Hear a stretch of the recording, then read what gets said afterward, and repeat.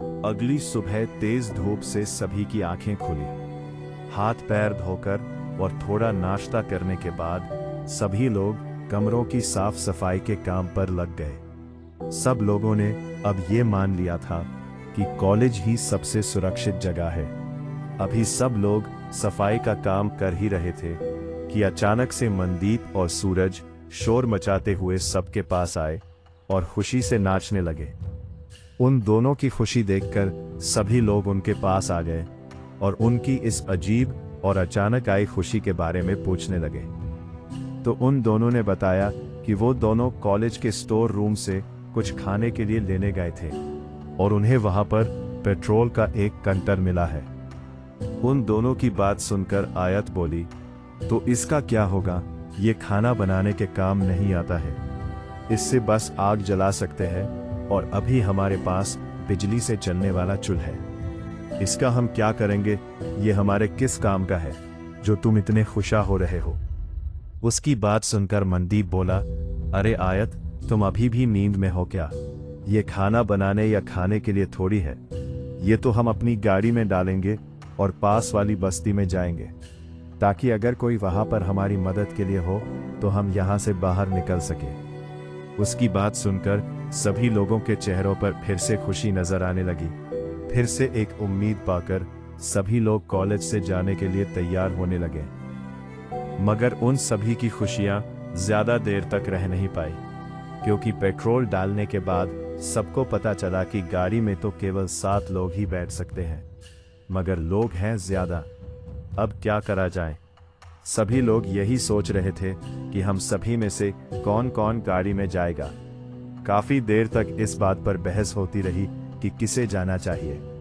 लड़कियां बोल रही थी कि हमें जाना चाहिए, क्योंकि इन हालातों में लड़कियों की बात जल्दी सुनी जाएगी। लड़का का कहना था कि हमें जाना चाहिए, अगर वहां किसी ने हमला कर दिया या चपरासी जैसे और पागल लोग हुए तो हम लोग वहां से बचकर वापस तो आए ही जाएंगे।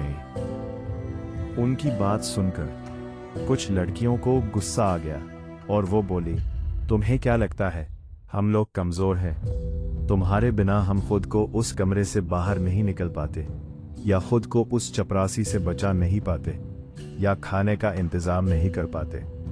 ये तुम्हारी गलतफहमी है कि हम कुछ कर नहीं सकते हैं। लड़कियों को बात सुनकर जय भी गुस्से से बोला, देखो, अगर हम सब वहां साथ नहीं होते तो हम में से कोई भी बच नहीं पाता। ऐसा नहीं रहे कि हम में से कोई भी अकेले उस वक्त खुद को बचाने के लिए कुछ नहीं करता, लेकिन अगर हम साथ नहीं होते तो शायद हम में से कोई भी ना तो बच पाता और ना ही हम ऐसे लड़ रहे होते।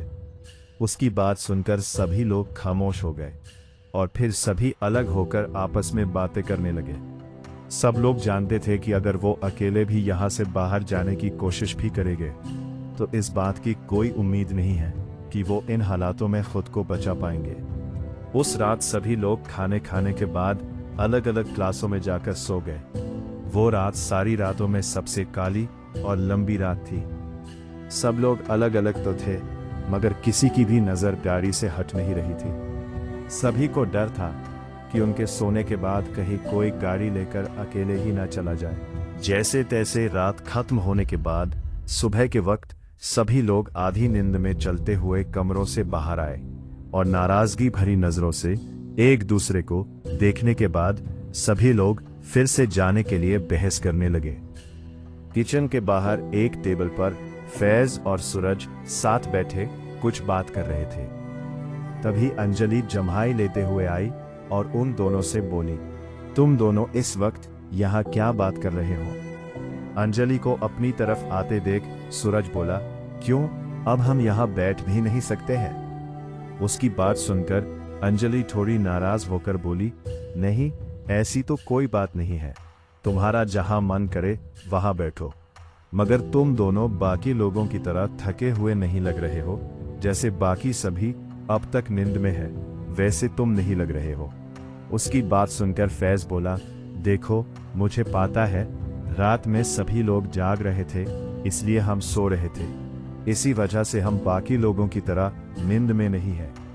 अभी वो लोग बात कर ही रहे थे कि तभी मनदीप किचन के अंदर से सूरज और फैज के लिए कॉफी लेकर आ गया। अंजलि को भी वही खड़ा देखकर उसने उसे भी कॉफी को पूछा, मगर अंजलि ने उसे मना करके वहां से बाहर की तरफ चली गई। अब इस कहानी में आगे और क्या होगा जानने के लिए सब्सक्राइब करें हमारे चैनल को और घंटी का बटन दबाना ना भूलें, ताकि हमारा हर पार्ट आपके पास सबसे पहले पहुंचे।